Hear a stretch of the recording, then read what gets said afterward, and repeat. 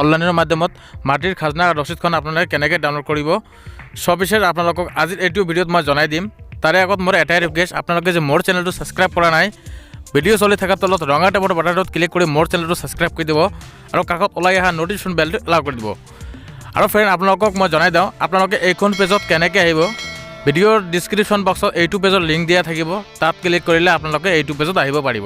তো তেন্তে বলক আমি ভিডিঅ'টো ষ্টাৰ্ট কৰোঁ। তো ফ্ৰেণ্ড, আপোনালোকে এইখন পেজত অহাৰ পিছত আপোনালোকে চাব পাৰিব এনেকৈ ৱেলকাম টু সেৱা সেতু আপোনালোকে চাব পাৰিব। তাৰপিছত আপোনালোকে তলফালে স্ক্ৰল ডাউন কৰিব। স্ক্ৰল ডাউন কৰাৰ পিছত ফ্ৰেণ্ড, আপোনালোকে ইয়াতে চাব পাৰিছে কেইটামান অপশ্যন দিয়া আছে। ভিউ অল ছাৰ্ভিচ, তো আপোনালোকে ভিউ অল ছাৰ্ভিচত ক্লিক কৰি দিব। যেতিয়া নেকি আপোনালোকে ভিউ অল ছাৰ্ভিচত ক্লিক কৰিব, ক্লিক কৰাৰ পিছত আপোনালোকৰ সন্মুখত এনেকৈ পেজটো খুলি আহিব। তো আপোনালোকে তলফালে স্ক্ৰল কৰিব, কৰাৰ পিছত ইয়াতে আপোনালোকে এটা অপশ্যন চাব পাৰিব, চাৰ্চ বুলি এটা অপশ্যন দিয়া আছে। ইয়াতে আপোনালোকে ক্লিক কৰিব। ক্লিক কৰাৰ পিছত আপোনাৰ ইয়াতে জাষ্ট আপোনালোকে টাইপ কৰিব খাজনা।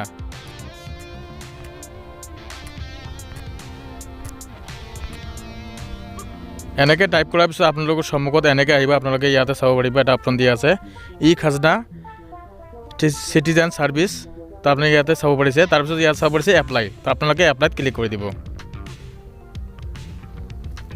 বন্ধুসকল, আপোনালোকে যেতিয়া এপ্লাইত ক্লিক কৰি দিব, দিয়াৰ লগে লগে ইয়াতে চাব পাৰিছে ই খাজনা, তলত চাব পাৰিছে এপ্লাই নাও, তো আপোনালোকে এপ্লাই নাওত ক্লিক কৰি দিব।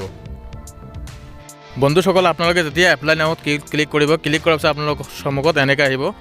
তো আপোনালোকে ইয়াতে চাব পাৰিছে চিটিজেন বুলি চিলেক্ট কৰা আছে। আপোনালোকে তলফালে লগিং অপশ্যন আছে, লগিনত ক্লিক কৰি দিব।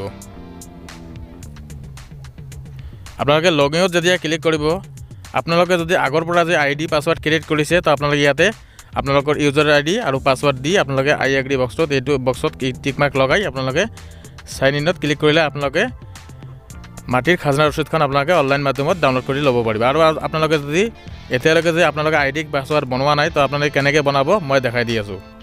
তো আপোনালোকে ইয়াতে এটা অপশ্যন চাব পাৰিছে নিউ ইউজাৰ চাইন ইন, তো আপোনালোকে এইটোত ক্লিক কৰি দিব।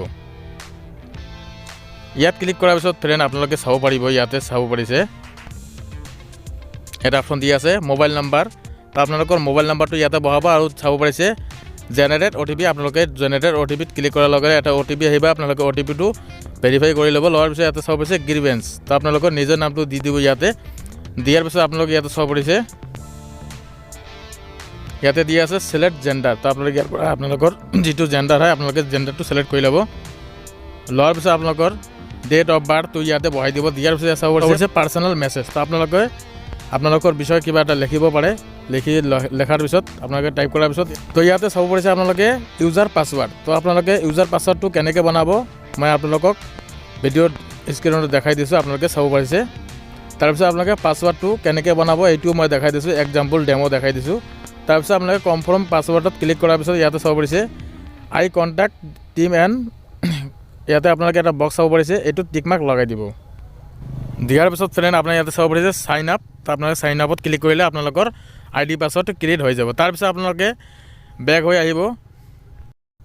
আপোনালোকে অলপ আগতে যিটো ID পাছৱাৰ্ড ক্ৰিয়েট কৰিছে আপোনালোকে চাব পাৰিছে, তো এই পাছৱাৰ্ডটো আপোনালোকে ID পাছৱাৰ্ডটো আপোনালোকৰ ইয়াতে আপোনালোকে তিনিটা অপশ্যনত আপোনালোকে লগ ইন কৰিব পাৰিব। এটা হ'ল ইউজাৰ নেম, আৰু এটা আছে মোবাইল নাম্বাৰ, আৰু এটা আছে আধাৰ কাৰ্ড। তো আপোনালোকে যিটো আপোনালোকৰ সুবিধা হয়, আপোনালোকে যিটো পাছৱাৰ্ড ক্ৰিয়েট কৰিছে আপোনালোকে এইটো পাছৱাৰ্ড ইয়াতে বহাই দিব। ইউজাৰ ID পাছৱাৰ্ড বা মোবাইল নাম্বাৰটো আপোনালোকে দি আপোনালোকৰ পাছৱাৰ্ডটো ছেম হ'ব, আপোনালোকে পাছৱাৰ্ডটো ইয়াতে বহাই দিব।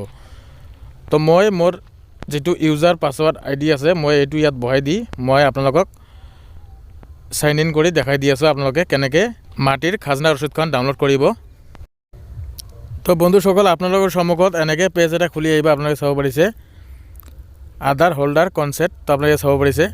তো আপোনালোকে তলফালে স্ক্ৰল কৰিব, ক্ল'জ কৰাৰ পিছত আপোনালোকে চাব পাৰিব আপোনালোকৰ এতিয়া এটা মূল বিষয়বস্তু আহি গ'ল। আপোনালোকে খাজনা দিয়াৰ সময়ত আপোনালোকে যেতিয়া অনলাইনৰ মাধ্যমত দিছিল, আপোনালোকে আধাৰ কাৰ্ডৰ সৈতে দিছিল না পেন কাৰ্ডৰ সৈতে দিছিল, আপোনালোকে এইটো নিজে বস্তুটো চাই ল'ব।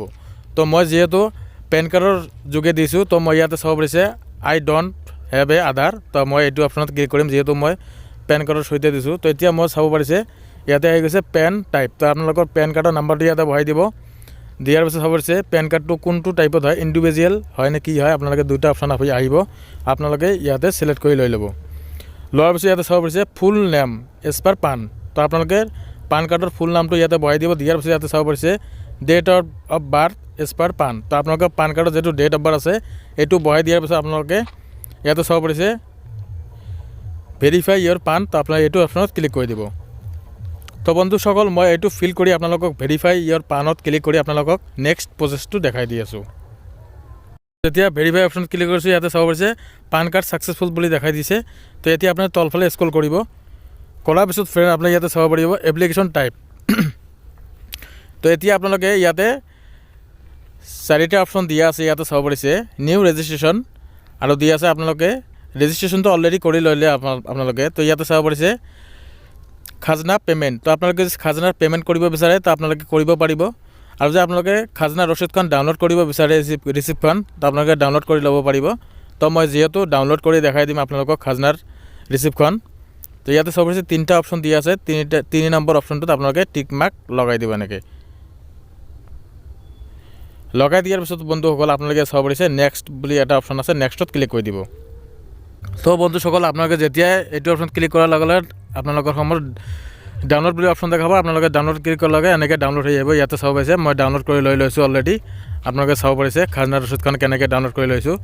তো যিয়ে নহওক বন্ধুসকল আপোনালোকে যদি ভিডিঅ'টো ভাল লাগিছে তেন্তে লাইক কৰিব আৰু মোৰ চেনেলটো ছাবস্ক্ৰাইব কৰা নাই ভিডিঅ' চলি থকা তলত ৰঙা টাবৰ বাটনটোত ক্লিক কৰি মোৰ চেনেলটো ছাবস্ক্ৰাইব কৰি দিব। তো আজিলৈ জয় আই অসম।